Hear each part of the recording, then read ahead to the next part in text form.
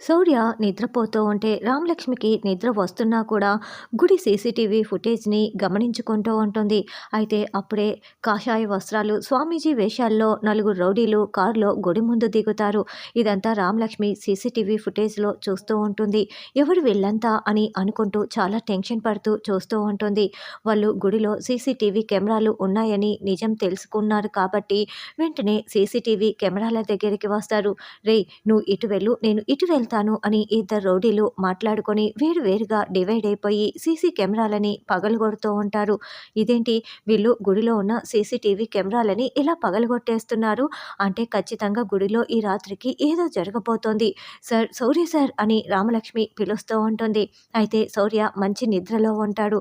అయ్యో, శౌర్య సార్ నిద్రపోతున్నాడే, సరే నేనే ఒక్కదాన్నే గుడి దగ్గరికి వెళ్తాను, అక్కడ ఏం జరుగుతుందో తెలుసుకుంటాను అని నిద్రపోతున్న శౌర్యని రామలక్ష్మి లేపకుండా ఒంటరిగా గుడి దగ్గరికి వస్తుంది. ఆ లోపలే రౌడీలు సీసీటీవీ కెమెరాలని మొత్తం పగలగొట్టేస్తూ ఉంటే రామలక్ష్మి చూసి మరింత కంగారు పడుతూ ఉంటుంది. ఇప్పుడు రామలక్ష్మి ఒంటరిగా అక్కడికి వచ్చి ఎలాంటి చిక్కుల్లో పడుతుంది, శౌర్యనే వచ్చి కాపాడతాడా అన్నది రానున్న ఎపిసోడ్లో తెలుసుకుందాం.